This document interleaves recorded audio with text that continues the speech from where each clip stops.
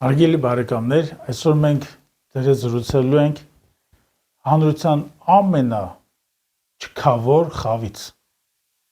Այո, որքան որ ցավալի է, բայց թոշակառուներից բացի կան մարդիկ Հայաստանի Հանրապետությունում, ովքեր ստանում են ավելի քիչ գումար կամ ընդհանրապես չեն ստանում։ Եթե նրանք այդքան մեծ քանակ են կազմում, կամ որտեղ են նրանք, նկատում եք մենք արդյոք նրանց մեր առօրյայում, ժամանակից ենք արդյոք մենք նրանց ցավին, նրանց առօրյային, նրանց կենցաղին։ Այո, չքավորներ կան։ Հայաստանում նրանց թիվը կազմում է մոտավորապես 18000 մարդ։ Այս մարդկանց օրական եկամուտը, եթե իհարկե նա լինում է, պատահում է նման բան, 900-ից 1000 դրամ է։ Այդ խղճուկ գումարը չասեմ, այդ զրոյական գումարը, այդ կոպեկները,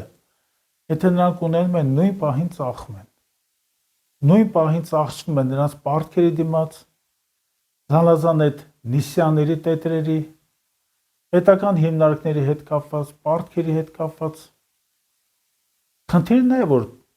բնակչության մոտավորապես 0.6%-ը ծայրահեղ աղքատ են։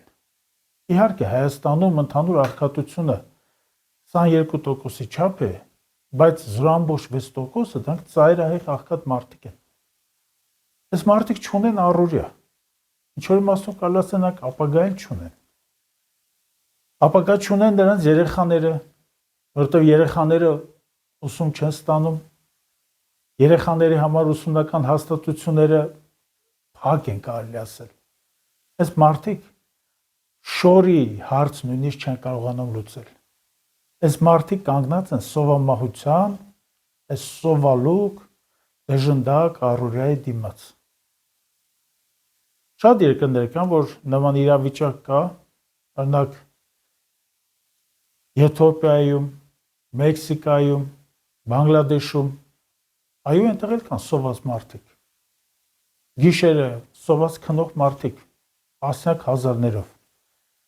Բայց պետք է նրանց չմոռանանք, նրանք հանրության մի մասն են եւ պետք է նրանց հարցերը կարգավորենք։ Ինչ կարելի է իմաստով անել։ Զանազան սոցիալական օգնությունները, որ հատկացվում են իբր թե դոնոր կազմակերպությունների կողմից կամ դրանք պետական ինչ-որ ֆոնդերի կողմից, դրանք իրենց նպատակին չեն հասնում։ Խնդիրը այն է, որ այստեղ պետք է համակարգված կերպով այս աշխատանքը կատարել։ Մենք առաջարկում ենք, որպես առաջին էտապի հիմնական գործիք, նրանց տալ գումար, իհարկե նրանք մի անգամ այդ գումարը ծախսելու են, բայց տան գումար եւ առնվազն 12-ից 24 ամիս նրանց այդ օգնությունը անընդհատ շարունակենք, որպեսզի նրանք ուշքի գան, որպեսզի նրանք այդ փոսից կարողանան դուրս գալ վերջապես։ Եվ անպայմանորեն մենք պետք է նրանց օժանդակենք եկամուտ ստեղծող որևէ աշխատանքով։ Ինչպեսին դա կարող է լինել։ Քան որ այդ չքավորների, ծայրաղաղքատների մեծամասնություն ապրում է գյուղական շրջաններում, կարծում եմ մենք պետք է հեծանիվ չհորինենք եւ գնանք միջազգային փորձով եւ միջազգային փորձով այդ ծրագրերի մեջ նպատակային հիմնականում օգտագործում են հետեւյալ քայլը։ Նրանց տալիս են ընտանի կենդանիներ։ Այծեր են տալի, ոչխարներ են տալի կամ կով են տալի, որպեսզի նրանք կարողանան գյուղատնտեսական իրենց աշխատանքները իրականացնել։ Չտրվել հարբեցողությանը, թմրամոլությանը, գողությանը եւ այդ պրոդուկտը կամ վաճառել, որոշակի եկամուտ ձևավորել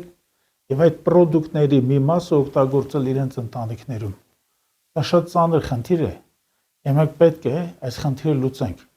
Ներկա իշխանությունները աշկ են փակում այդ խնդրի առջեւ, նրանք չեն էլ անդրադառնում, որովհետեւ 18000 հոգու հարցը կարող են շատ արագ լուծել 7 տարվա ընթացքում։ Մենք այդ ամեն ինչը կլուծենք։ Հարգելի համաքաղաքացիներ, հարգելի Հայաստանի գյուղացիներ եւ Հայաստանի քաղաքացիներ, վստահ եղեք, այդ հարցերը մենք բոլորը կլուծենք։